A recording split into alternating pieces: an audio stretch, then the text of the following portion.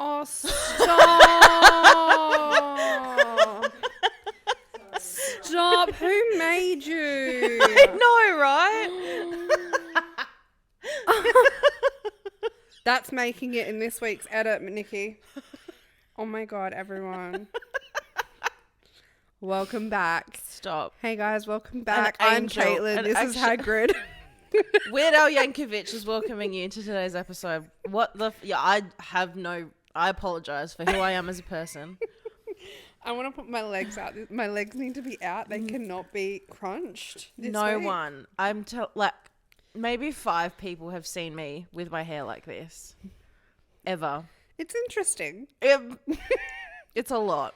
It just, like, my hair right now is so thick and, like, oily and gross. I can't do anything with it. And I just imagine that that's how that feels. Like, having it so thick and knotty and, like, is that how it is? Like, it's just, there's just a lot of it. Yeah. Like, I really need it cut, as you can fucking tell, because it just, it's there. And I just ran out of time. I was like, I could look pretty for this podcast. Or I could close my eyes for another hour. So content or beauty? What do people want? You simply cannot have both with me. I'm sorry. I'm not a woman of duality. I'm one or the other, baby. Rock and roll. I look like Gene Simmons as well. That's hot. Goals. You should have worn the makeup. Oh my dude. Okay, everyone. Oh, my days. Let's start with running updates, and then there is so much pop culture news to get through. Yeah, we got to churn through it like a olden day lady with butter. Strap in, because there's a lot. Okay. Yeah. Running updates, everyone. So we recorded last Saturday, which means that Run Club came after. Yeah. If you follow us on socials, you'd know that we ran the full 3K. The whole non-stop. 3K. Round of applause. Everyone. Round of applause. Thank you. So that was fantastic. And then we went for a... Give me my drink. We went for a run, a 2K run on Friday morning because it's the long weekend because of Easter. So we went for another run up along the SB. And you recorded it on your phone. Yep. And when we watched it back... Wow, were we humbled. We were. Some shocking allegations were made. Turns out we haven't been running this whole time. We have simply been shuffling. I literally watch back the videos and I'm like, why are we power walking? What do you... I feel like I'm running so fast. Like I physically cannot move my legs any faster. No. And then I look back and it's not even just that I'm shuffling so slowly, but like my posture and my form, I'm literally like running like one of those inflatable things at a car yard. I thought in my head that I look like Phoebe Buffay from Friends when she runs, because she just runs like this. Yeah. That's not even me. No, you have better form. Like my thing is like I have my head down and I just look so hunched over and disgusting. No, you looked good today though, because I was making a conscious effort to not and you know look what? Like an idiot. So let me give you some context. So we ran at Revo on the treadmill on Tuesday Tuesday, and then we went for the run on Friday. Sorry. And then Friday I did an endurance class at Pilates. Saturday I did a double partnered workout. You took part in one of those as well. Yeah. And then we did Run Club today. So when we rocked up to Run Club this morning, we were absolutely tanked from the beginning. But so we ended up running for most and walking for some because we were just gassed. But in saying that though, we ran the quickest 3K we have so far. And our form was so much better. Like you can tell from what I uploaded to TikTok today. Yeah. That you look better running. You look like a pro. I you wouldn't look say like that. You're getting some real speed. So I think it felt harder today because we were quicker and our form was better. Oh, absolutely. Because when the week before, when we ran the whole of Run Club, my pace was like 11 minutes 20 or something, versus today our pace was 9 minutes 40 something. Yeah. So I shaved a minute and a half, almost 2 minutes off. Crazy. No wonder I couldn't run the whole thing. Yeah. I've been having issues with like my calves being tight, and now I've swapped my shoes over to my New Balances. Yeah. For like just better stability, and they're fine. But now my feet are cramping, and I'm just going through teething pains. Yeah. And I just when I wait till I get my money right. Yeah. Wait till I get my body right, and it's fucking all over for you hoes. Truly. But in saying that though, you've only been doing it for 4 weeks. Yeah. So like the fact that you can even run 3K after 4 weeks is huge. Yeah. And the fact that you can do it in 9 minutes 40 is unreal. I feel so much fitter. I was thinking about this before coming here, and I feel fitter. People say that your sleep gets better when you run and stuff. Yeah. I would argue that I need less sleep. Yeah. Yeah. Like I'm having probably lighter sleeps. Yeah, I'm the same. Naturally waking up a lot earlier. I find I don't need to nap as much as what I used to. Yeah. No naps. I'm not like, I get so hungry after a run in particular, but I haven't been eating like fast food half as much. Like I haven't had it at all this week. It's weird how it goes hand in hand. Hey, like you start exercising more and your diet just kind of naturally gets better. Well, it does for me anyway. Like I don't know, I'm more conscious about it's not what I eat. Yeah, for me. Or like I just don't like crave. Yeah, because I'm such an intuitive eater. Like I talk about this at work all the time. I'm someone who I'll just eat what my body feels like, and I haven't felt like chocolate or sweets or fast food. I was seriously considering, after we record the podcast today, I'll go get KFC on the way home, and I'm like, I actually don't feel like it, and I know it'll make me feel like shit, so I'm probably not going to get it. Yeah. Whereas like I've been wanting a lot of carbs. I'll go through days where I want so much carbs. Or I just need fresh. Like I need fresh fruit and fresh veg and nothing else. Yeah, mood. That's my mood lately. And so much water. I guess it's just because like your body just needs to refuel. Yeah. It just wants the energy. Absolutely. I'll fill you up, little girl. Baby girl. Say less. Yeah. So I feel so much. Like I feel like my mood's more stabilized. Yeah. I have more energy. The will to live is strong. Yeah, and when people say that you have more energy when you work out, like for me, it's not that like suddenly I'm fucking running a million miles an hour everywhere. It's more just like when I'm thinking, I need to go do my grocery shopping, or we get asked to go do something or whatever. I'm not like, CBF. I'm like, yeah, okay. Yeah. Yeah. Like, you know what I mean? Yeah, like I want to live more. Yeah, I love, oh my God, running outside. Like particularly in recent years, I've really enjoyed being outside more and more. But now with running outside, I'm like, what if we just lived outside? Right. What if we just lived on the land? Yeah. No roof. Let's just live in our swag. You know what's crazy? It's crazy to think about, like looking back, how miserable I was like a year ago. Yeah. Like we've done a full 180. Yeah. Because like, there was a period of a couple of years. We both went through this, I think, where we weren't doing a lot. A true rot era. Like, it was, There was some years grim. Where I never did anything. No. But in saying that, like, I don't want people to feel bad for me because I enjoyed it. No, yeah. At like, the time, it's not like, at the time, I didn't know that I was miserable. Like, I was thoroughly happy staying at home all the time. Yeah, I was just happy staying at home, playing my video games online, watching my TV, all of that. But we're doing that, but we're also... Yeah, we're doing a lot outside, being social, making friends. This is definitely like, I feel like the most active we've both been in the same period together. Yeah. The most social we've ever been. Yeah. Yeah. The most like, and we just do so much. So many people say to me like, oh my God, you and Danika do so much and you have so many hobbies, and people find it almost like, I don't want to be like, gas us up or whatever, but people have literally been like, it's inspired me to go and have like my own hobbies and like go and pursue like things that I enjoy as a person, because I feel like we very much live life where it's like we just do what we want when we want within budget. Well, if we're like we want, I don't even know, but it's also like the little things. Like I'm a big believer in like live every day like you're on holidays. Obviously you still have to go to work. everything. Yeah. Like, obviously you still have to go to work. But, like, little things, like going and getting an acai bowl, that's a fun little treat. Ugh. Like, are you kidding me? Going for a drive, fun little drink. Yeah. Like, everything can be fun. I don't know how we got here, but... Now I want an acai bowl. Facts. But... You know what could be fun? A fun little drive. I mean, that one in North Adelaide is open later tonight. Very late. Yeah. And that's a way better option than KFC. And Coco agrees. You know what else is open? Cheeky little bakery situation. Cheeky little. Interesting. We'll discuss that. We will come full circle.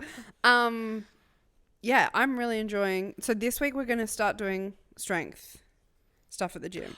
Okay, no. Did you see strong post about the strength bar? Yeah, what is that? Is that like the balance disc and stuff where it's just its own entity that lives under the I think the you bridge? clip it on the two, you know, there's two straps at the front. Yeah. I think you unclip those straps. Yeah. And you clip the bar on. Okay. So you can do a bit of this. I fuck with the bar. Bit of this. I like those movements though. I love upper body. Yeah. If someone held a gun to my head and they said you have to pick either upper body or lower body workouts for the rest of your life, you can't do the other, I'd pick upper body. I'm slowly becoming that.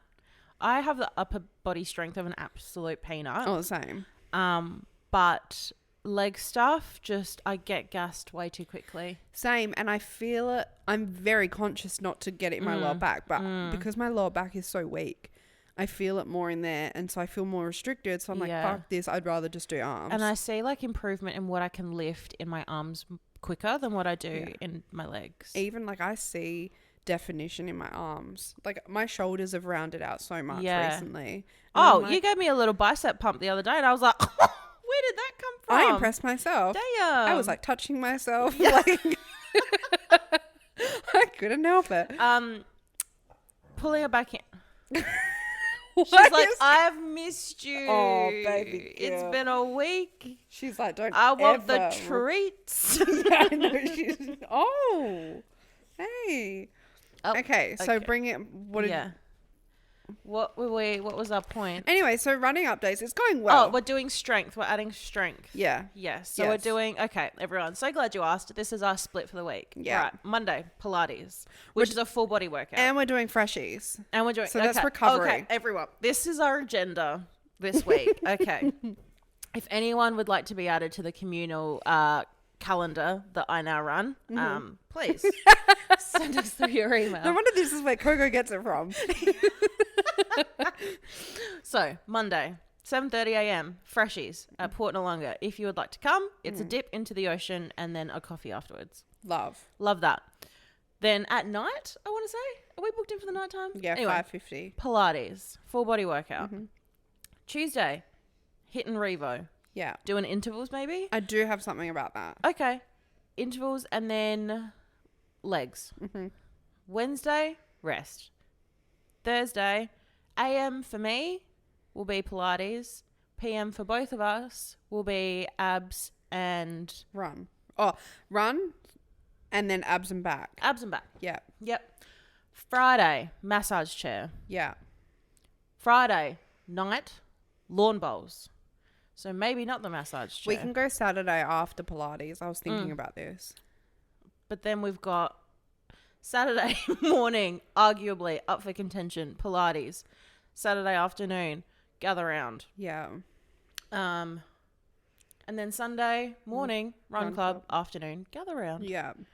Booked and busy, ladies and gents. Girls and gays. And busy. Okay, so first and foremost, I want my Tuesday run. I'm going to do intervals. Yeah, agreed. 30 minutes of intervals. Yep. And then... I'm also going to go back to runner. Okay. And do what runner says. I'm just making it up. Because I think I'm only a couple of maybe 3 weeks away to 5K. Okay. So I'm going to do what that says at Revo. Okay. So there's a good chance that I might do my own intervals that I just make up in my head. Or I'm just going to have you yell at me on the treadmill and I'll just copy you. Just follow me. Like we're at the same point, I believe. And then the other run, I'm going to have it be like a tempo kind of run. Okay. Where I saw Riley do this on TikTok, and she'll make a playlist, and then she runs slow during like the slow bits of the song, and then the chorus or like the really pumped up bits, she'll like run her faster speed. So you're running the whole time, but your tempo's just going different. So I'm going to try that because I want to vary up my runs because they all are going to then feed into helping me run faster. You know, it would be good for that those remixes that I sent you. Oh, yeah. Because they're different. That's what I'll be doing. Beats, yeah. Love that. I love that fast. So Tuesday night, I have a meeting, a committee meeting at 6:30 until 7:30. So I can still do... Just later. It's just going to be later. That's fine. So that's fine. That's so fine.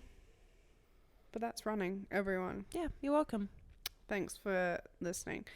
All right, let's dive into pop culture stuff because there's so much to start with. Let's start with Euphoria. Okay. So it came out this week that Sam Levinson has failed to finish writing season 3 of Euphoria. Is he still dating Sydney Sweeney? Are they still together? I don't...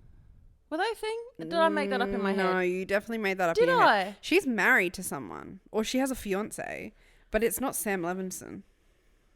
Let me have a look. Anyway, you keep going. So it's been 3 years since season 2 came out, and he still has not been able to deliver a script that's been approved. He's apparently had like iterations of different story arcs for characters, many of which were knocked back. So it came out this week that the production of the show has released the cast and basically said, you guys go do whatever projects you want. We'll kind of give you the heads up when this gets probably a bit closer to filming or whatever. And so many people online, and I agree with them, they're like, it's been 3 years. Has it? Yeah, since season 2. Really? And I still haven't watched it. It would...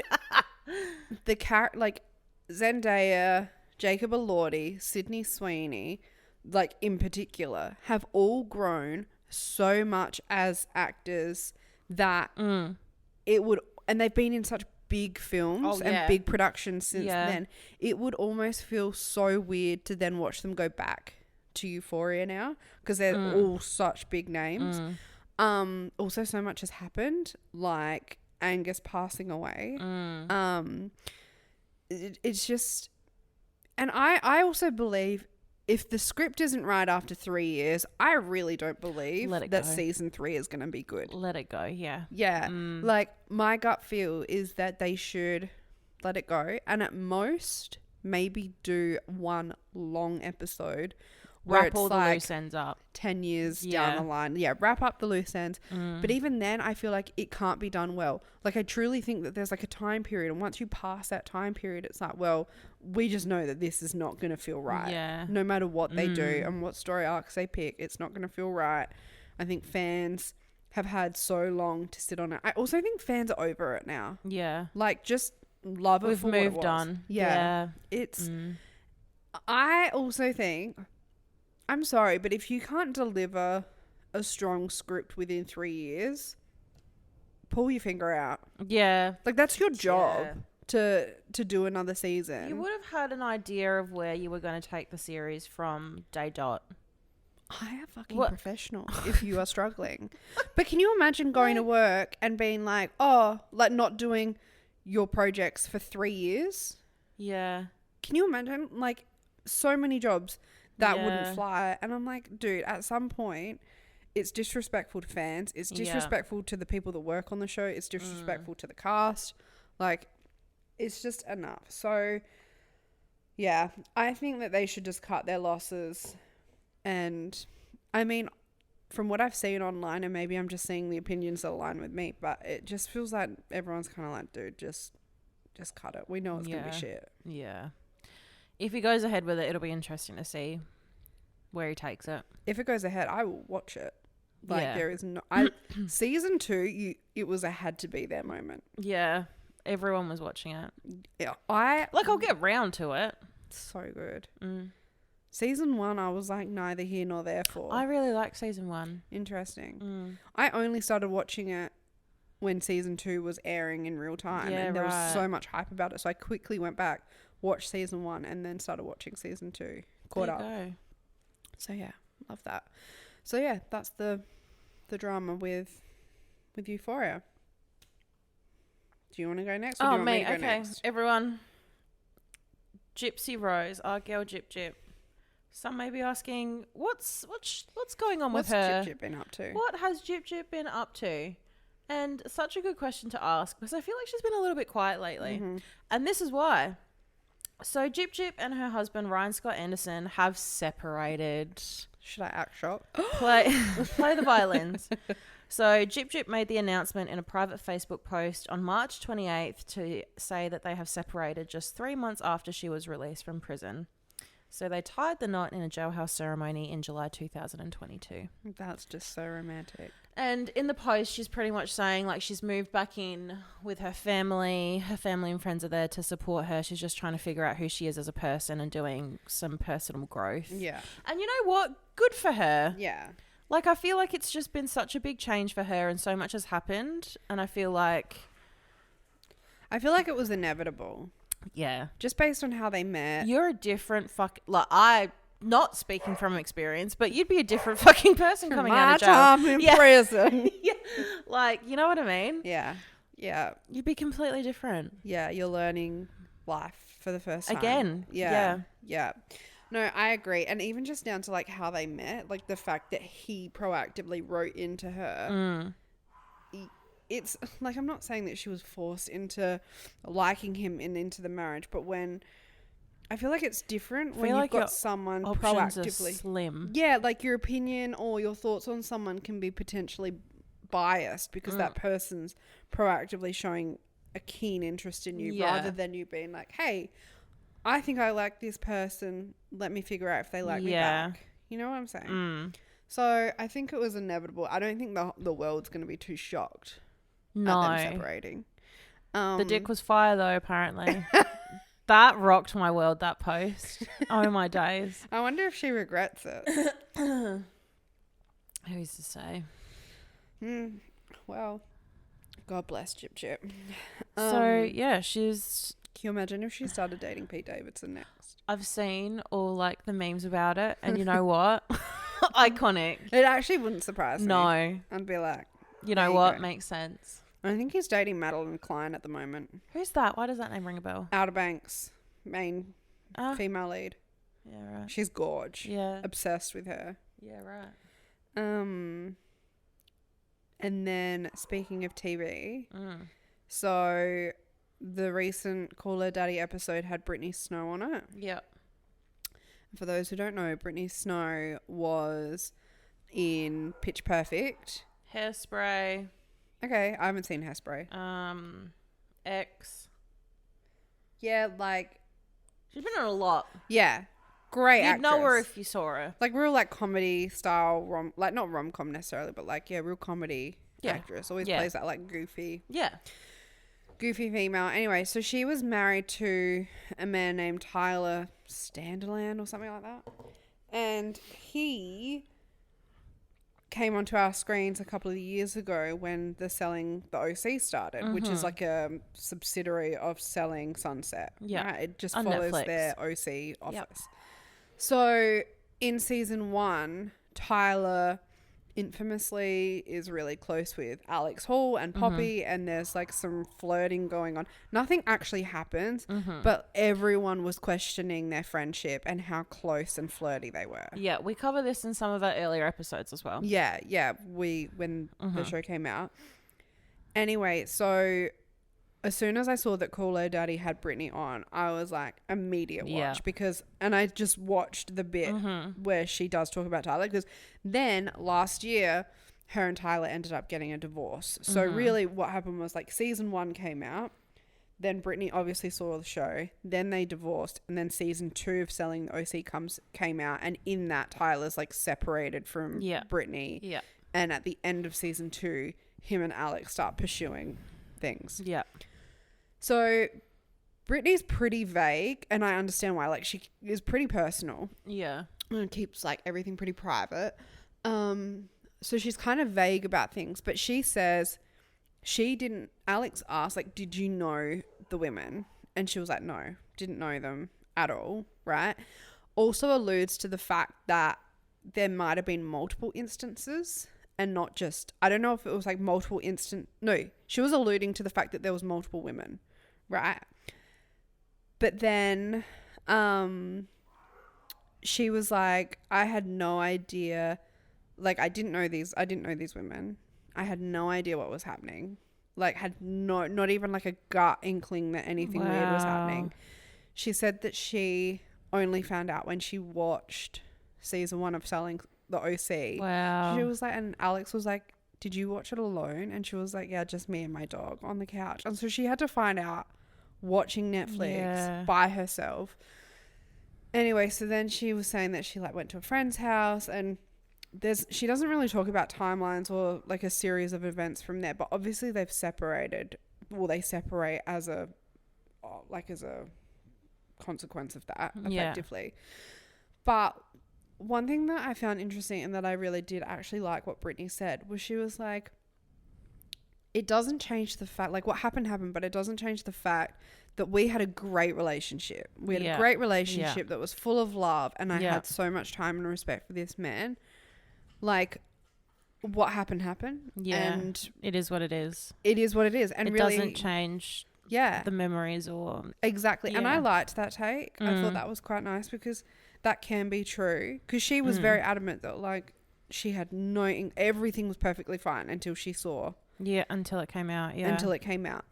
And so she was like, yeah, it kind of is what it is.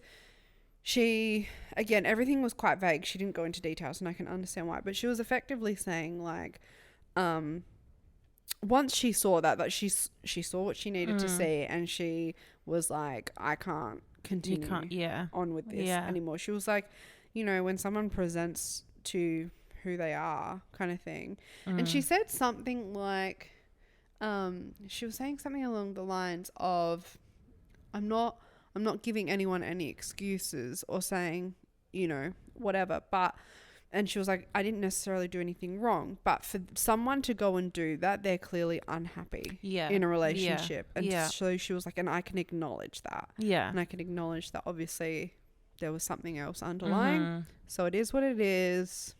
That's so, not like big of her, but that's just like so mature. Yeah. Such a mature take, because I'm a firm believer that like not every breakup needs to be bitter, and you don't need to be bitter because of it. And I feel like if you are bitter about the breakup, then there's still stuff that you need to work on.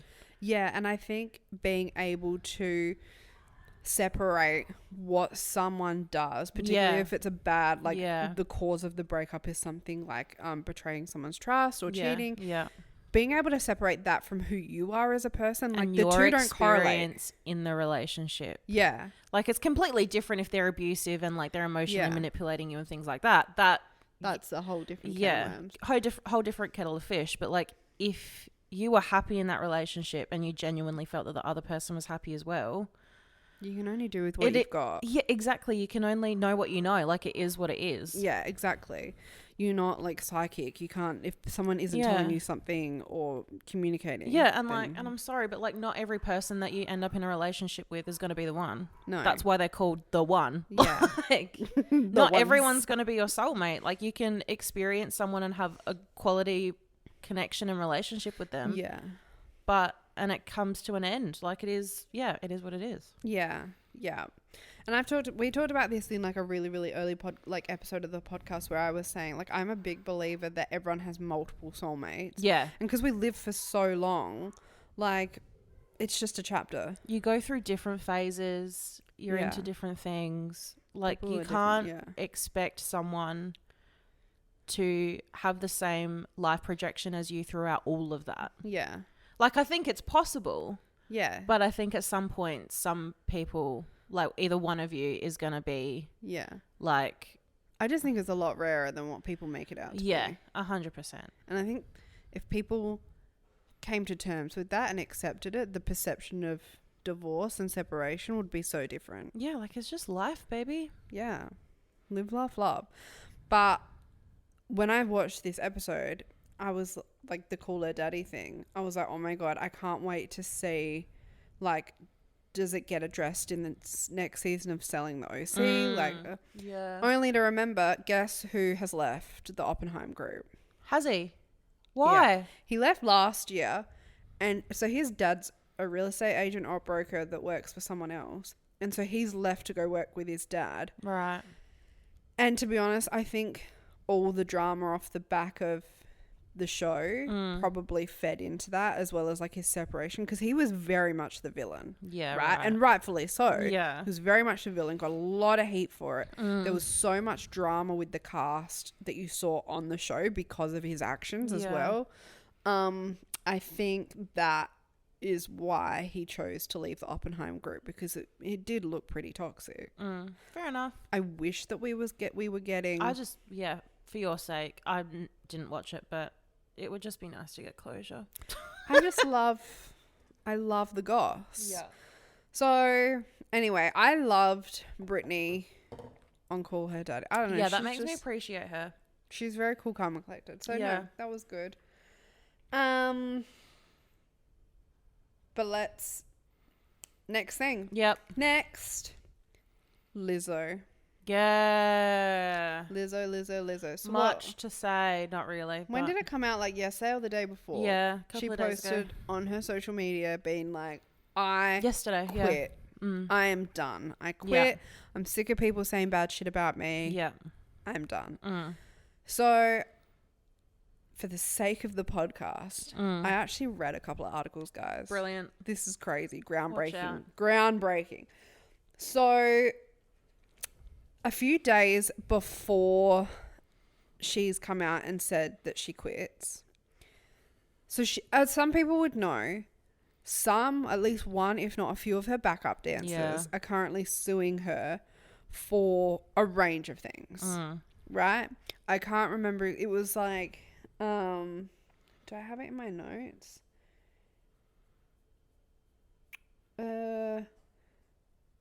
I think it's more, so the women allege that Lizzo forced them to attend sex shows and eat a banana protruding from a woman's vagina, among other allegations. So just a lot of like sexual harassment, religious and racial discrimination. Yeah. Right? That's the summary from the article that I was reading.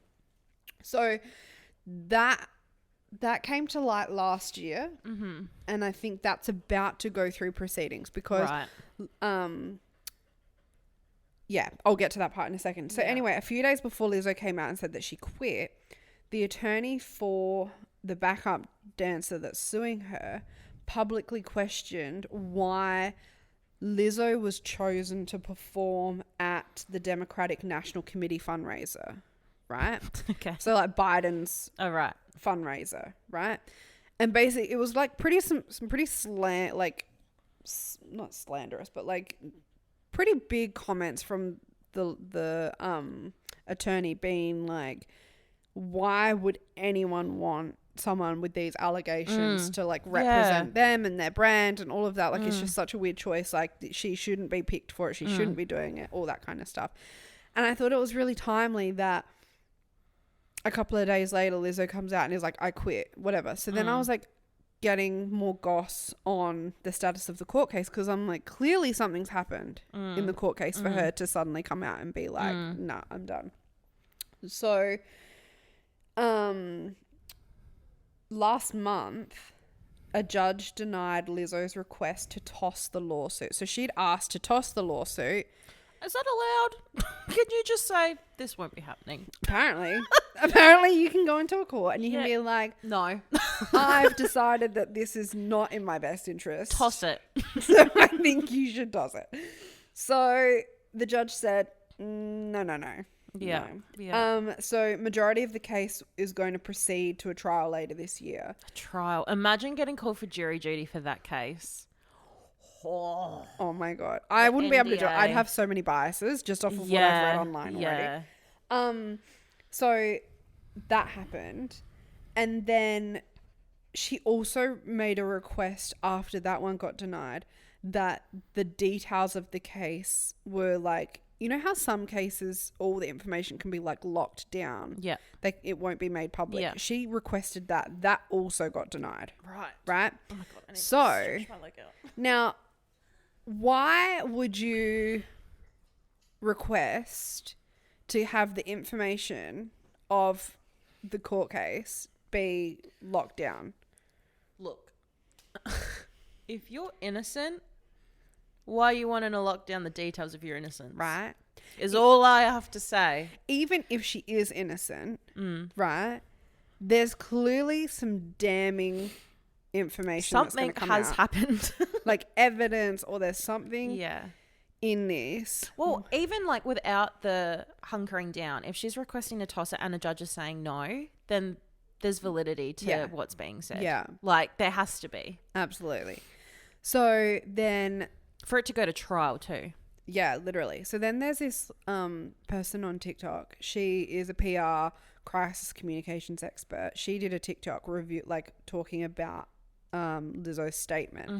And she came out and she was like, this is the easiest PR crisis to handle. And I agree with her. Like PR and crisis comms is not my fucking forte. But this is not that big in the scheme of things, right? And she was saying that all Lizzo would have to do is settle the court case with the dancers. Yeah. Most reasonable people are going to believe the dancers. So you don't have to keep fighting them months later. And like the internet is public opinion. And when public opinion is against you, it means the legal and PR campaign is not working. Yeah. So taking all of that I've just probably butchered to a T is, I think that Lizzo is starting to sweat. She's failed to get the court case thrown out. She's failed to get it locked down. And so there's obviously things that she's trying to hide, or she's not happy with how it makes her look. And so her immediate, she's desperate. Yeah. Her now response is, I'm quitting. I'm done. Victim. Yeah. Y'all have been bullying me. I don't even think she might not even realize that she's playing the victim. I think it's kind of like Matthew in Love is Blind. Not Matthew, sorry. Trevor. Yeah. When he went on the reunion. Yeah. You've dug yourself a hole so deep thinking that you like never expecting it to come out and never expecting the consequences to hit. Like you think you were slick. And now suddenly the whole world is turned on you because of what's come to light. I feel like the body just goes into like a breakdown. Like it actually does not know how to respond. And so she's like, fuck this, I'm out. Like, all of you are against me. You're all trying to take me down. And, like, to her, she makes so much sense. And she's speaking the truth. But she's just lost the plot. She's lost the plot, I'm afraid. That's my thoughts. So. Yeah. Yeah. Just. It's just the way that the world is. Everyone's going to have an opinion, especially with something that is so public, and... It's a huge case to make against an artist. Like everyone's gonna have an opinion on that, and like, what do you expect? Like, I don't know. I don't have a lot of sympathy for her, I'm afraid. Yeah, like it's obviously all alleged at this point. Like, innocent until proven guilty, that kind of thing. If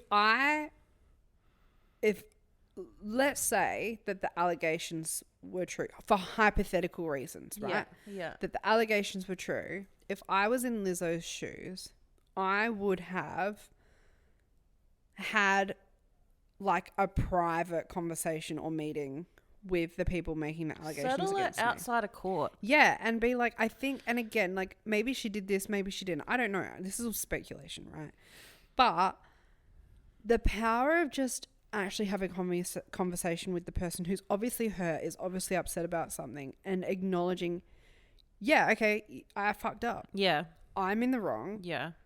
Just own your shit. Yeah. Again, own your fucking shit. We said this on the recent episode where we talked about the Love is Blind season reunion.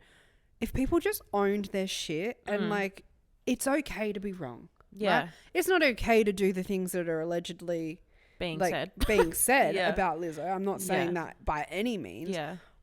You know, but like you can be wrong and make mistakes as long as you are like, if someone says to you, hey, in reflection, have changed my mind and decided I didn't enjoy that experience that you encouraged me to do. Through, just be like, you know what? Totally get it. Yeah. Like, I think sometimes, not sometimes, but so often, and I've been guilty of this, our egos get in the way of it. Yeah. And we're like, oh my God, I could never be wrong. Yeah. I could never be the bad guy. Yeah. And you're obviously perceiving it like differently. Yeah. You have your perception, the other person has their perception. Sometimes it's better to just be like, you know what? Your feelings are valid. Absolutely agree with you. Yeah. Won't do it again. Yeah. Done. Like, you can't change what's happened, but just be more conscious about. Yeah. I think hunkering down and kind of like trying to fight it and trying to fight so desperately to change the narrative, it's just not worth it. It's too far gone now. Like, it's just, yeah.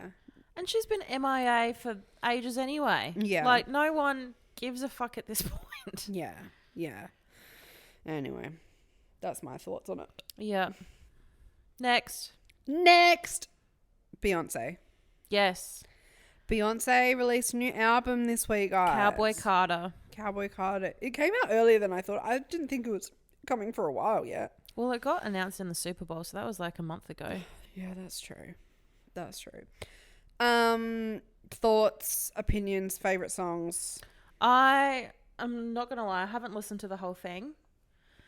I've listened to some. Maybe I have listened to the whole thing, like, not in one sitting. Yeah. I really like... See, some of these I just don't know what they are. I like Yaya. Mm-hmm. And I like Tyrant. Okay. They're probably my top two from memory. Interesting. Yeah. My top picks? Yep. The one with Miley Cyrus. Oh, yeah. Yeah, that would probably be third. Yeah. The one with Miley Cyrus. The one with Post Malone. Yeah, right. And I love Jolene because I like what she's done with the lyrics. I like her spin on it. Yeah. I think it's interesting to claim that women are desperate for Jay-Z. I think that's an interesting claim. However, very bold. if you don't think about it being about Jay-Z, great song. Yeah. Right? Then I was thinking about it more today and I'm like, do I like the songs that I've picked because of Beyonce or do I like them because of the people that feature on them? You like the features. So it has come to my attention that I like them because of the people on them. Yeah. And then I was showing you this yesterday. Page 6 came out and was like, Beyonce is reviving a dying genre. Okay, listen the fuck up. Okay, she's not reviving a dying genre. The genre is thriving without her. If country wasn't thriving, so many artists like Post Malone, Beyonce, and others would not be now going into country music. Like, there's a reason why everyone's going into country music at the moment, right? What was my next point? I think your next point would be the fact that it's not really a country album. It's not. Yeah. You took the words right out of my mouth. It is not. I hate to say it. There's elements of a country album in it, but like she even makes like a point, or like there's a interlude in there that says that it's an album that mixes all these different genres that don't necessarily go together. So yeah, it's just because you sing about it's eclectic. Yeah, just because you sing about whiskey, Texas, and like honky tonks does not mean that this is a country album. To me, it's giving Americana. Yeah. And I only know of that genre name because of Sims 4. But it's giving like Americana vibes. Describe to me Americana. Beyonce's album. Okay, good. Like it's music when you think it should be country, but it's not country. It's almost but it feels country. very It feels very American. Yeah. Like there's a bald eagle. Yeah. There's the American flag. Oh, yeah. Trucker cap. A lot of dirt.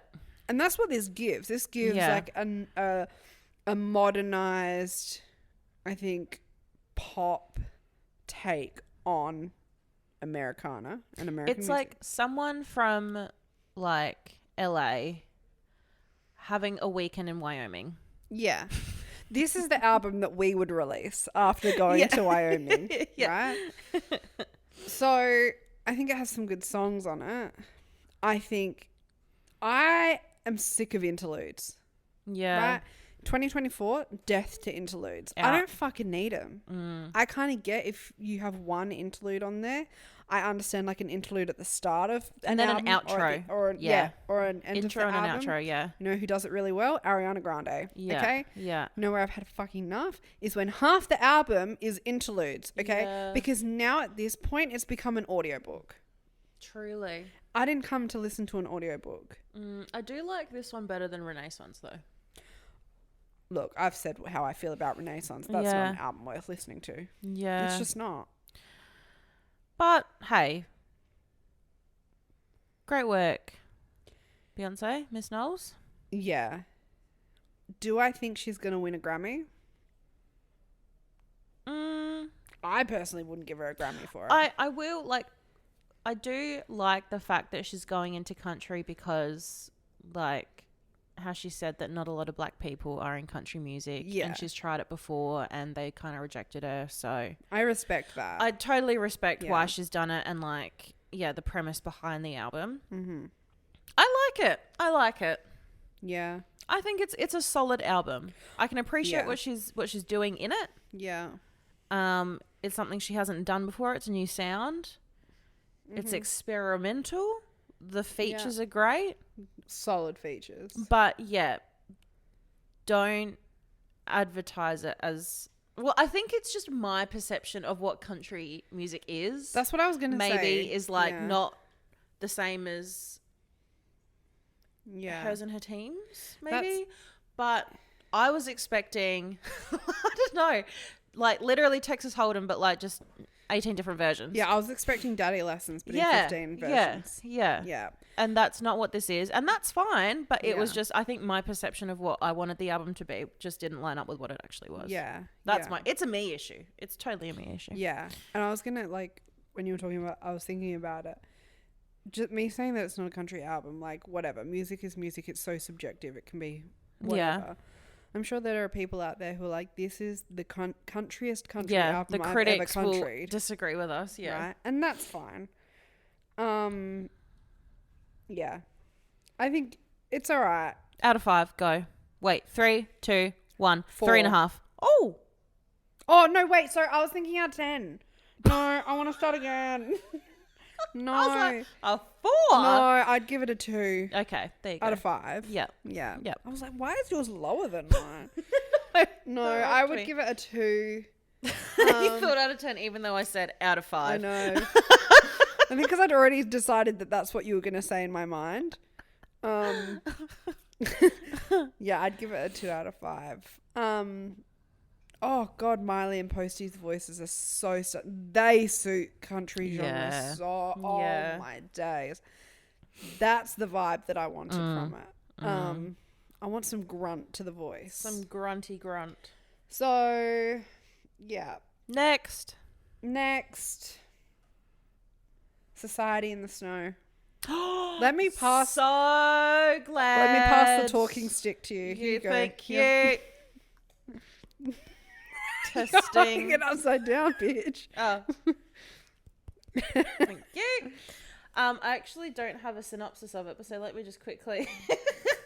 No, I don't even want you to Google it. I want you to just from memory make up a synopsis. Okay, so it's a Spanish movie, Society in the Snow. It was up for Oscars this year. Couldn't tell you if they won or not. I don't think they did. And it's about a rugby team that go on a flight to Chile, and halfway through the flight, the plane goes down in like snowy mountains. Mm-hmm. And it's been made into a movie before. So this all happened in the 1970s, and it was made into a movie before called Alive. And I know that because it featured in an episode of The Simpsons when Marge has a fear of flying. Interesting. Homer makes her watch the Alive movie to help her get over her fear. Anyway, I loved this movie. My leg's melting the chocolate, sorry. It rocked my fucking world. So there's this guy, I think his name's, is it Numa? Anyway. I couldn't keep track. Yeah, there's this guy and he narrates like 3/4 of the film. And at the beginning of the film, he's umming and ahhing about whether he goes on this trip with his friends. And his friend ends up convincing him because he's like, look, like we're in uni, we're going to be finishing our degrees soon. Like this is pretty much the last opportunity we have to hang out as friends before life starts. Like I really want you to come. So he's like, fuck it, let's go. The fucking plane goes down. When the plane went down, that entire scene rocked me. Yeah. I was literally yelling from my bedroom, and my roommate, Nikki, she has COVID at the moment, and she came running in and she was like, what's going on? Like, are you okay? Because I was just like in so much distress. And I was like, I just watched some bitch's legs snap in half. What the fuck?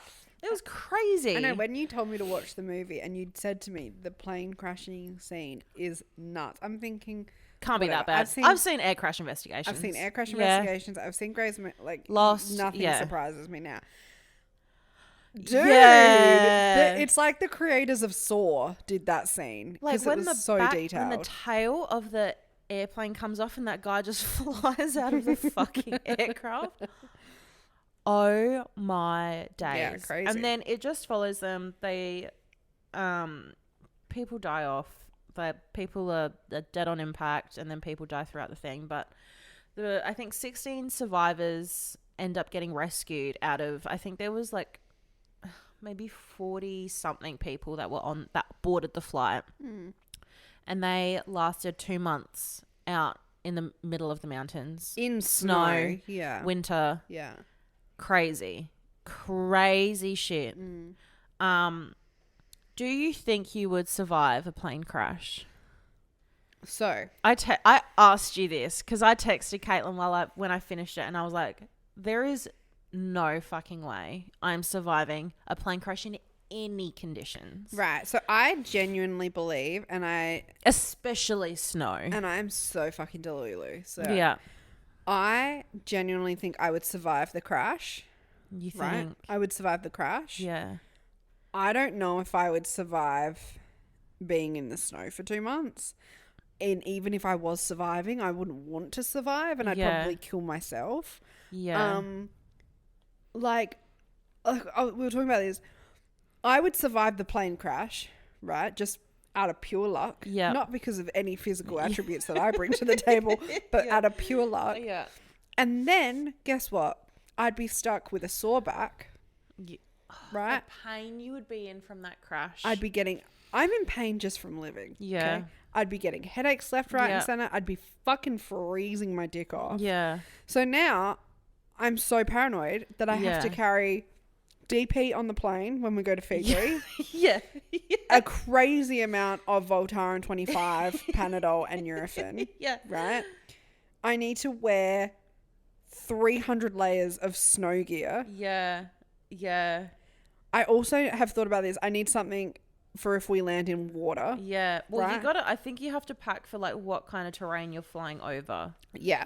Like, especially in the movie, right? So their whole thing is they crash and they're like, there's going to be a search and rescue team. Like, they're going to be looking for us. We just need to make sure that they can see us from the sky, whatever. So they make like an X next to the crash site out of like luggage or whatever, so that the people above there can see. But then they end up trying to find maybe like the tail that came off of the plane mid-flight. They find a radio. They figure out how to make the radio working, and then they hear that search and rescue has stopped because of the conditions, and it can only resume once winter's passed. When that happened in the movie, I was like, imagine hearing that. I'd be like, we're dead. I'd kill myself. We're fucking dead. If I've survived up to that point and I hear that on the radio, I am fucking furious. Yeah. I'm literally grabbing the person closest to me and headbutting them. And so in the snow, in the mountains, there's no source of food. So then they get to a point where they're starving. Their wee turns black at one point. I don't know the science behind that, but that's fucking crazy. And so they start eating the dead people. And you know what rocked me is the fact that I didn't even think about it. Like, they were eating like the meat raw. They had nothing to cook it with. Wouldn't you get sick? They were wrapping it in snow and just chewing it and swallowing. They had no fire. They had nothing to start a fire with. See, there was one scene and earlier in the movie, and this one guy like wakes up finally after the crash, and his immediate thing is like, where's my sister? Where's my sister? Because he boarded the flight with his sister and his mum. Yeah, and he goes over and his sister's like half dead. And I was like, that would be us. I would be the half dead one. And then if you died, yeah, that's me done. You're like, well, immediately tap me the fuck out. I am not hanging out here with you fuckers. There is not. I would get so pissed off. I would be like, I'm done. Right? As soon as you're dead, I'm killing myself. Okay. And then also, because I'm so petty, I would you would already be dead, right? Yeah. And I would somehow poison your body and then poison myself so that people couldn't eat us. I'm not allowed. I would be like, grubby mitts off my carcass, okay? Yeah, like I'm ugly enough as it is. Yeah. I'll be damned if my funeral I'm half eaten. If my open casket is just my ribs. However, if I died first, you can eat my body.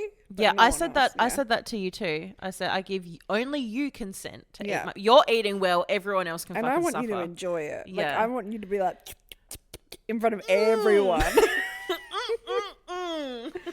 Dude, but if we survive, no, but like imagine like for Fiji, my plain outfit before watching this movie was like a string bikini. A string bikini and me with my Crocs. Now I'm like, I need a Kathmandu coat, one of those long ones. I need hiking boots.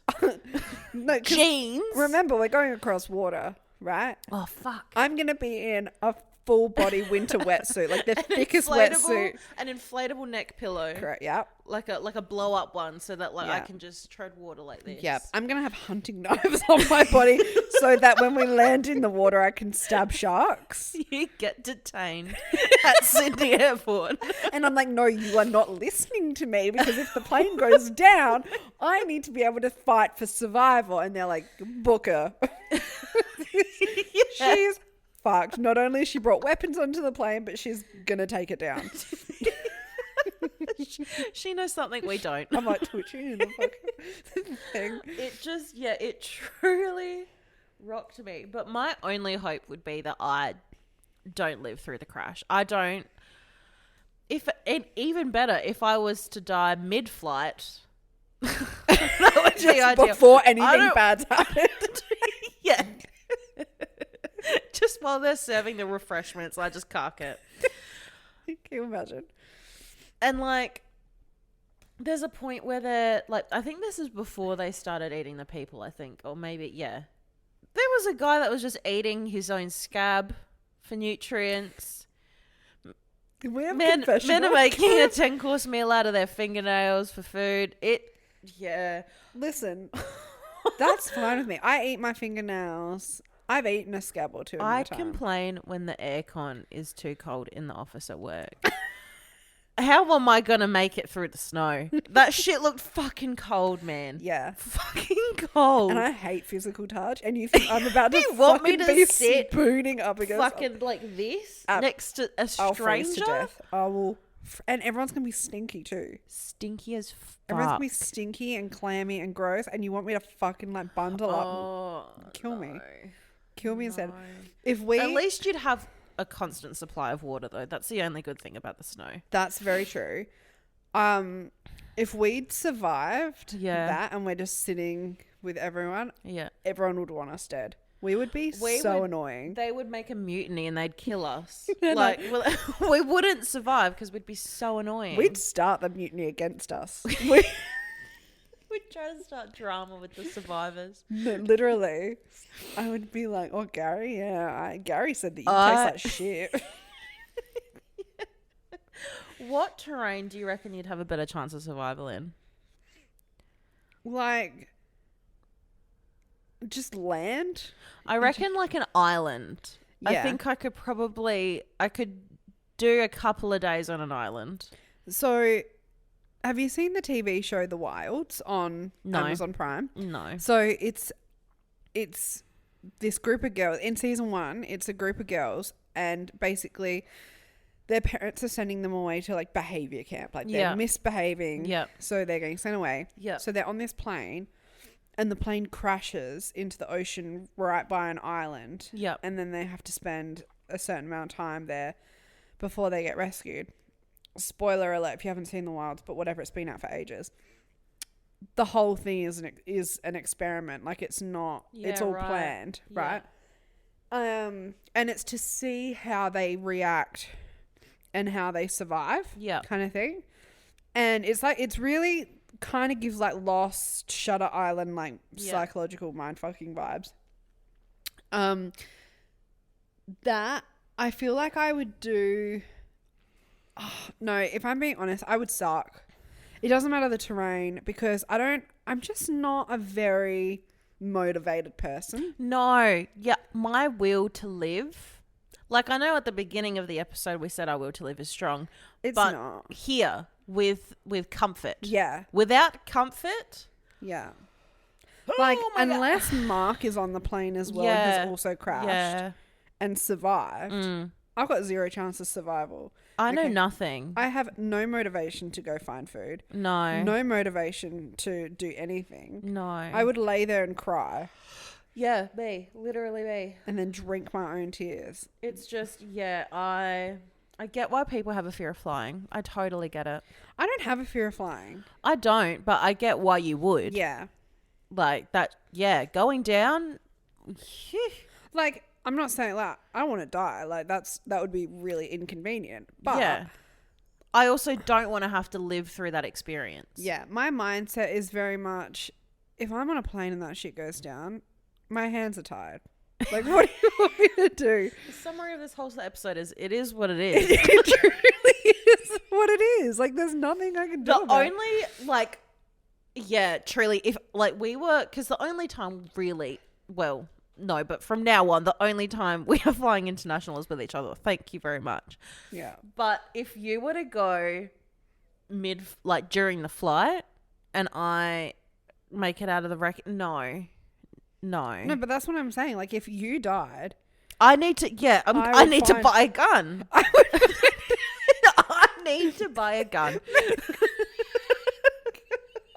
I'm not doing that by myself. Are you joking? I wouldn't have a reason to live. Literally. Like, if I'm not rescued within the first 48 hours, forget about it, right? Yeah. My will to live, like, I'm sorry, everyone, but, like, you got to find me. Put an air tag on me if you want me to survive, and find me immediately. Figure it out. Because I don't give a fuck, okay? It is what it is. Like, yeah. I mean, you can only hope that technology has advanced, but MH30 was a thing. That we don't know what the fuck happened there. Anyway, amazing movie. No, Did you? Yeah. I didn't finish it, but just on that point about MH370. I said 30. Sorry. If I went missing, where am I? Bitch, where am I? So inconvenient. That would piss me off even. Like, no, but like for real though, where are you? That's worse to me. Well, I'm right here. Like, if I'm dying, I want everyone to know about it, and I want everyone to be miserable. Imagine right? never. If you don't find me, I will find you and I will haunt you. Are you kidding me? Do they? Hang on, no. If our plane to Fiji goes missing and Mark and Jackie don't find us, I will be so fucking pissed off from the grave. Like, so pissed off. Why? Still missing after 10 years. Yeah. 10 years? How? That happened like 3 years ago. How? How were you... okay, no. There's only so much Earth. You've got a map, right? No, I'm listening. Maps are a thing. Go to every bit of the map and fucking look. Why are people missing? I don't understand. I am flabbergasted. I do understand why they couldn't find them. Why? Because the ocean's fucking huge, okay? Oh, they went down in the ocean, you reckon? Yeah. They're not on an island just living off the land. They went down in the ocean, right? Right. So this is okay, so they're absolutely gone. Yeah, there's conspiracy theories that I like, but then this is like the truest, most plausible thing, right? Is that the pilot hijacked the plane, right? Why? And it was a suicide. What do they call it? Murder-suicide thing. Yeah. Right? He crashed the plane into the ocean, like in the middle of the fucking deepest ocean. Is this alleged or is this? No, this is like if you read it on the internet, this is like what they think happened. Okay, conspiracy theory, gotcha. Right, this is what they think happened. Yeah. So he's just went, right? Yeah. Imagine like there is bits of the ocean, like obviously we've seen like the surface level of the ocean, but like how deep the fucking ocean. It keeps going. People can't even get to the fucking Titanic without being blown up into spaghetti, okay? So imagine, right? The plane goes down. Imagine you die and you get turned into a bowl of pasta.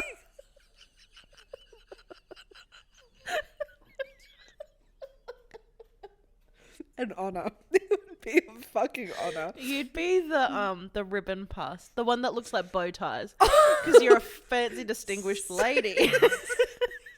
Through and through. You'd be the little like macaroni looking one. Macaroni elbows. Anyway, so the plane goes down, right? You've seen the deep sea videos on TikTok, right? Like the North Sea. The ocean's fucking wild. Okay. So the crash might be here one day, and then by the time like they've been able to get people out there because it's such dangerous parts of the sea, it could be anywhere. It's probably sunk. It's probably down by the Titanic, and that's why Ocean Gate happened, because the government doesn't want you to see MH370. Yeah, right. Crazy. Yeah, okay. That makes sense. I thought that it was just like they couldn't find the plane, and then my brain immediately went, they're in an island somewhere. No. They're in an indistinguished... filming the new season of Lost.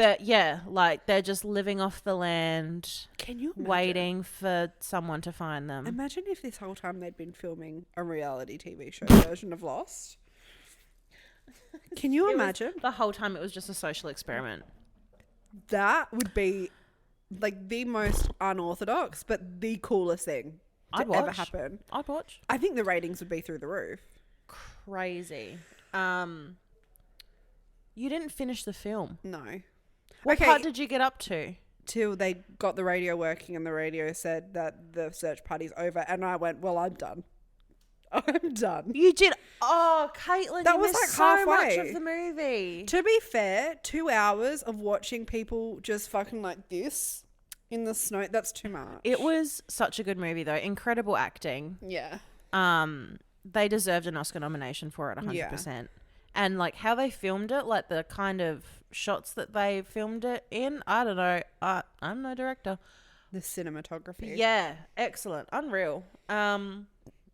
Made me feel uneasy. So, yeah, now I need to reassess what I am packing.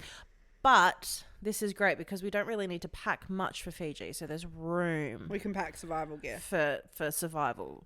Mm-hmm. Yeah, 100%. We get to Fiji and we get pulled over and like in customs. And they're like, why is all of this in your bag? And we're like, well, to be completely honest, we didn't think we'd make it this far. You clearly haven't seen Society of the Snow.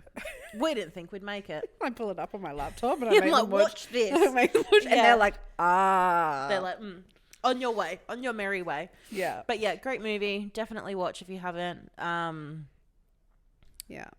If anyone has any survival tips for us. I truly if I was so mega rich, right? I would be preparing for the apocalypse, and I would be like training for alone. Yeah. I would be living on the land. I would be teaching myself how to do all these things because I'd have all the time. And I want to learn how to start a fire from scratch. Like, I don't want like a fire starter because you know how like in the series Alone they bring like a fire starter, whatever. No. Even the most experienced people... I want the 2 sticks with the rocks, and I want to be doing this. Even the most experienced people on that show can't do it, though. Like, I reckon I could. Okay, so... I reckon I could. Dad's friend Matt, right, was in like scouts, all of that kind of stuff. I'm pretty sure he can do all of that stuff. And I could be gassing him up. But if anyone's going to teach you like survival skills, it's going to be Matt, him. I know you listen. We're going to Mark and Jackie's place and you're going to teach me how to make a fire. Do you know what we should do? Right? We should go camping on the farm, my uncle and auntie's farm, right? Because I reckon my uncle would be able to teach us some stuff, maybe. And we just get Dad to collect all of his most like earthy friends and people. Yep. And it's like doing scouts. Yeah. We were never in scouts. This is our scouts. And they have... It's like Comic-Con, but for survival. Yeah. And they each have a booth. It's like a panel. They each have a booth. Yeah. And we learn a different skill at every booth. Yeah. And then once we've collected all the skills... Yeah. We then get sent, just us, our packs and our swags, into the depths of the Flinders Ranges for 4 nights. And we have to get from A to B and survive on our own. You get fucking patrol cars out and like rangers looking for me, and I've lost 20 kilos in 4 days. We haven't left the starting point. I'm just sat with my pack on my back. Like I got overwhelmed. I started sweating and I had to sit down. I changed my mind. I realised But you had food in your pack. Yeah, but it was at the bottom and I didn't want to take everything out and put it back in again. I wouldn't be able to pack it back in. It wouldn't all fit back. I just know it. I was trying to make a TikTok and I didn't get any reception, and then I lost the footage because my phone went blah. And then I had 8 views and I tried to delete it, but TikTok wouldn't let me. Look, we're just not built for that. We're just not built for it. I wish I was. Yeah. Oh, same. Absolutely. The desire's there. Yep. Anyway, next. Speaking of award nominee television, I've been watching. That's not what we were talking about, but okay. I've been watching Buying Beverly Hills. Oh, yes, I have 2. started this. I finished it. Season 2. Yeah. Okay. I've seen season 1. Yeah. I don't remember watching season 1. I Yeah. think I've endured like a head injury because I don't remember at all. Okay. Watch season 2. Buying Beverly Hills is better than Selling Sunset. I am only 3 episodes in. I don't know if we're watching season 1 or season 2. What's happened so far? Is her name Samika? Sneak. I always forget it. Yeah. Anyway, her. Sonic. She's just been fired. Season 2. Okay. Yeah. I'm up to episode 3, and I already like it more than Selling Sunset. It seems more legit. There's drama. Yeah. Are you okay? Yeah. It's just a lot of noises happened at once. There's drama, but it's like Selling Sunset has got to the point where the drama, it's just like, you fucking said this about me. Yeah, like I don't it's the care about same that drama. repetitive type of drama, and it's not interesting. No. Whereas this feels like real Yeah. workplace. It's workplace related drama. Yeah. Yeah. It feels more real. It's Yeah. more interesting. I find the Umansky family, in particular the sisters, to be so funny and interesting. Yeah, I like them. I love them. I'm also obsessed with Mauricio. Smash. Add him to the list. Yeah. Like if I was on a plane and he was on it, I would hope to God it went down. Because I would absolutely... That is simply a ride that you are not coming off of alive. We would crash and we would be in the snow, and I would be like, Mauricio, obviously for body warmth, we have to spoon, and he can't say no. Hold off on saying your opinions because I want to finish it and then we can discuss. I won't give any spoilers away. I loved this season. Yeah. Sanika, whatever her name is. Yeah. Whatever her name is. I am not convinced that she's a real person. Like, she's obviously a real person, but like some of the stuff she says in the series and does, I'm like, it's got to be scripted, right? There is no way anyone in their right mind would go, that's a normal thing to say. I'm intrigued. I love the houses in Buying Beverly Hills. Oh, they're stunning. Like, out of all those shows, Buying Beverly Hills has the best homes. Yeah. I love everyone on the show. They're so fun. They're so funny. Yeah. I think if you like Selling Sunset or Selling OC, all of those. Definitely give this a watch. Yeah. Definitely watch this. For those who don't know as well, Mauricio is Kyle Richards' husband. Yep. And so Kyle Richards is on Real Housewives of Beverly Hills. Them and their family have been on that show for like 10, 15 years. Yeah. So they're not new to the scene at all. And you get some insight into their private life from Mauricio and the daughter's perspective that you don't get from the show. So if you're a fan of that, then I think you'll like this. But it's such a good show. So good. 10 out of 10. That's a must watch. And that's everything. Thanks for coming. Thanks for staying. Appreciate you all. Hope everyone has a safe flight. If you're boarding a plane, apologies. You know when I used to travel to Bali all the time? I really want to go to Bali. We can go. It's so cheap.